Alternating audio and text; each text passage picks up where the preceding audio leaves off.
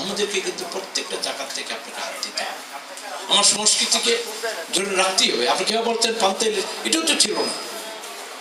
পান্তা ইলিশ হয়েছে বলে তো আজকে আমরা বৈশাখের গান গাইতে পারছি, কবি নজরুলের আর কবি রবি ঠাকুরের গানটা গাইতে পারছি। যদি সেটা না থাকতে হতো, পান্তা ইলিশ আসার পরে তো পরিবর্তন ঘটেছে। আমি একটু আমাদের ধর্মীয় দিকে চলে যাচ্ছি।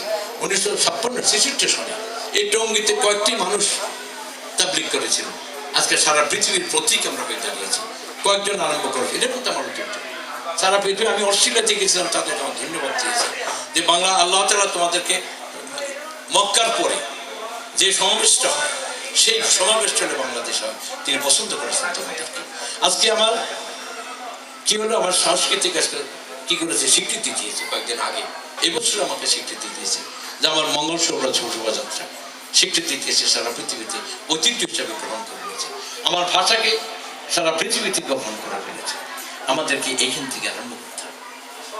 একদিনই করতে হবে, একদিন না করলে দিন দিন করা যাবে না। আমার অভ্যাসটাকে আজকে বিবর্তন ঘটেছে। আজকে বিদেশিরা আজকে অংশগ্রহণ করছে পয়লা বৈশাখী। আমরা যে একদিন যদি না করতেন তারা, তখন আমাদের সকলে এখন ভাবছে বিদেশিরা যেখানে যাচ্ছে আমরাও যাচ্ছি, এখন কিন্তু কম যাচ্ছি না। ধানমন্ডির সমস্ত চিন্তাই করা যেত না, গোলশনে এখন চিন্তাই করা যেত না, কিন্তু আমাদের ছেলেমেয়েরা সেখানে আজকে সেখানে যাচ্ছে।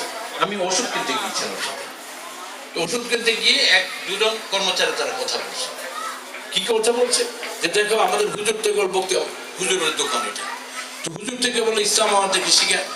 বাসায় গেলাম স্বামীর জন্য, দিয়ে দেখি যে হুজুরও নেই, ম্যাডামরাও নাই। কোথায় গেছে? ম্যাডামরা পয়লা বৈশাখে গেছে। এখন দেখেন পয়লা বৈশাখে আমরা কি সৃষ্টি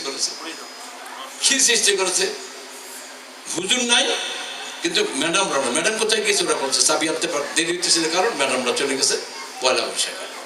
আজকে এইটাও কিন্তু এইটুকু, এই জন্য আমি বলছি যে কথাটা আপনারা দেখেছেন, হেডিংটা আপনাকে দিয়েছেন, সেখানে কিন্তু সেই প্রকৃতিতে আমাদেরকে কিন্তু কিছুটা পরিবর্তন করতে হবে।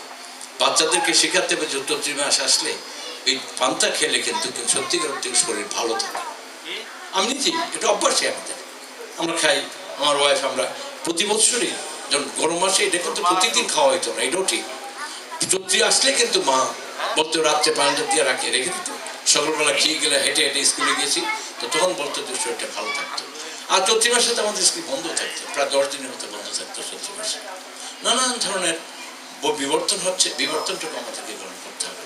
তার মধ্যে থেকে আমার সৃষ্টিকে আপনি ধরে রাখতে হবে। এই যে আপনি করেছেন, এর একদিন হয়তো ওই যে আমার যে ইউনাইটেড নেশনস থেকে যে ইউনেস্কো থেকে যে সেদিন স্বীকৃতি আসলো মঙ্গল শোভাযাত্রা, আমার এই যাত্রা কয়েকদিন হয়তো সারা দেশে আপনাদেরকে যাকে আর সরিয়ে দিতে হবে এবং একদিন গ্রহণ করবে আমার বিশ্বাস।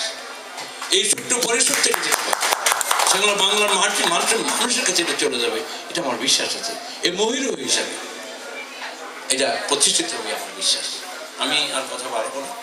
একটা দুপুর একটা সিনেমা আজকে 10টার সময় আমি নাস্তা করতে যাচ্ছি, 10টার দিকে হবে। আমার ছেলে ব্যারিস্টার, ও একটা ইন্ডিয়ান ছবি খুলছে, তো আমি ইন্ডিয়ান ছবি খুললে একটু বিরক্ত খোলার পরে চট করে আমি বসে পড়তে দেখলাম যে তুমি আমার বসছো, তার মানে আমি অমিতাভ বচ্চনের ছবি আমি দেখছি, দেখলাম যে শোনেন এইটা দেখারও প্রয়োজন আছে। কিছু কিছু জিনিস যে সিনেমা আপনারা করেন না, ছোট্ট একটা সিনেমা করতে গিয়ে আমাকে আলোড়িত করেছে সেই সিনেমাটা।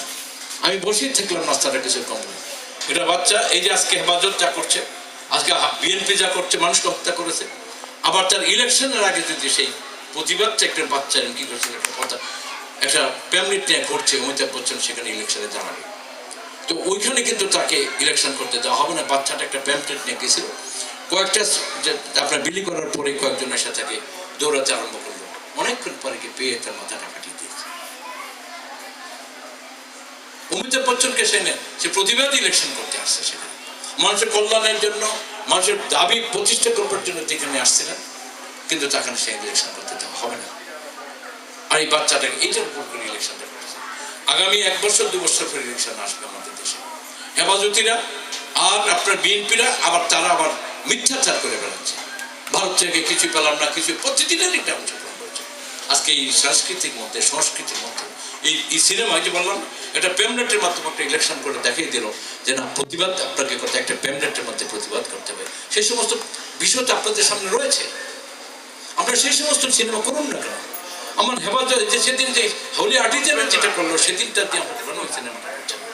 হোলি আর্টিজানরা যখন সারা পৃথিবী খাবে, বাংলার মানুষ তো খাবে, সারা পৃথিবী দেখবে কিভাবে মা তার ছেলেকে মানুষ করেছিল।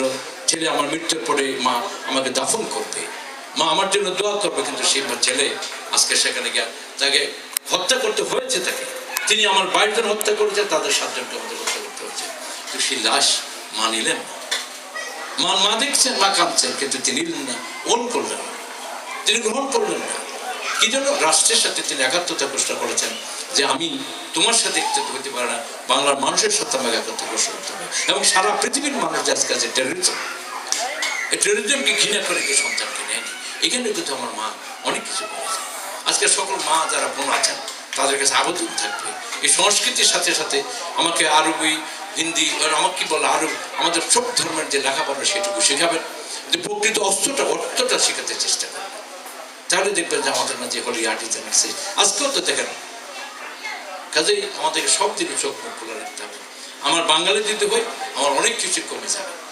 আবার ইলেকশন আসতেছে, সেদিন যেন আপনাদের এই প্রতিবাদী ভূমিকাটা থাকে, যে পাঞ্জাবাদের মানুষ যেন বাঙালিত্বের জন্য থাকে, আর সেখানে যেন আমার যেন তারা না আসে, তাহলে পান্থাবাদ বন্ধ হয়ে যাবে। শেখ হাসিনা যেদিন চলে যাবে, আবারও দেখবেন আপনার এই অনুষ্ঠান করার জন্য পারমিশন থাকবে।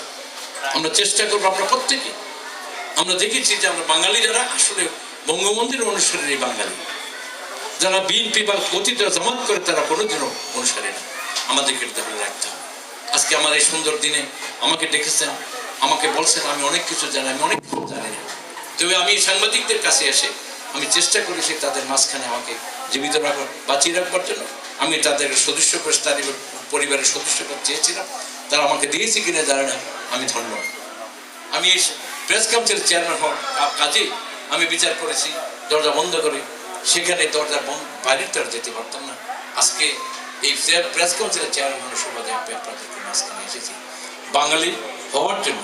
আরও বেশি বেশি যে আপনাকে উৎসাহিত করেছেন এখানে আসার জন্য, আরও বেশি বেশি আমরা পরিবারের মধ্যে আরম্ভ করবো সকলে মিলে। এটাই হোক আজকের সত্যিকার অর্থে আমাদের আজকের স্লোগান।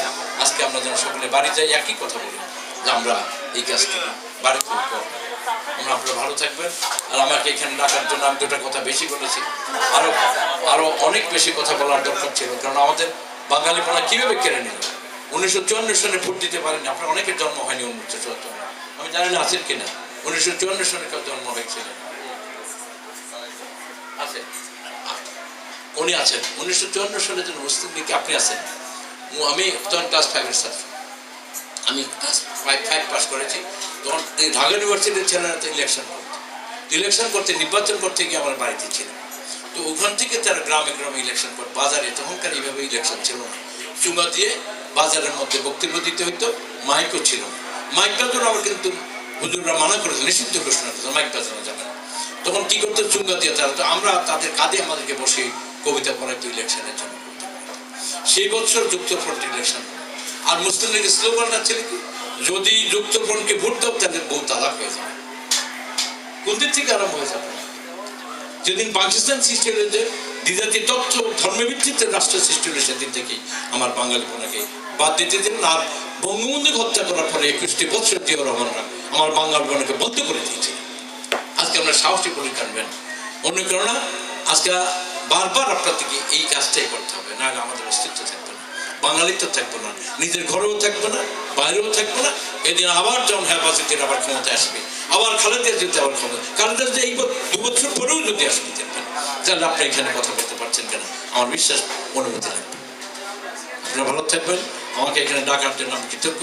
আমি বারবার আপনাদের কাছে চেষ্টা করবো, কারণ আমরা দুজনে আমরা বকুল চলাতে অনেক একা একা চলে গেছি। তখন ছেলেরা বড় ছিল না, কি করতাম, তখন ছোট ছিল, অনেকে বাড়িতে রেখে বকুল চালাতে চলে গেছে, 2জন রিক্সা করে চলে গেছে, বিভিন্ন অনুষ্ঠানে গিয়েছে। বিচারপতি হওয়ার পর থেকে বা কিছুদিন আগের থেকেই এরা প্রায় যেতেই পারেনি। আর এখন থেকে প্রেস কাউন্সিলের চেয়ারম্যান হওয়ার পরে বিভিন্ন জায়গায় আমি যাই, এবং এটা অংশগ্রহণ যেন আমার প্রতিদিন থাকে, এই কথা আপনাদের কাছে আমার জানিয়ে আমি আমার বক্তব্য এখানে শেষ করছি। আপনারা ভালো থাকবেন। জয় বাংলা, জয় বাংলা।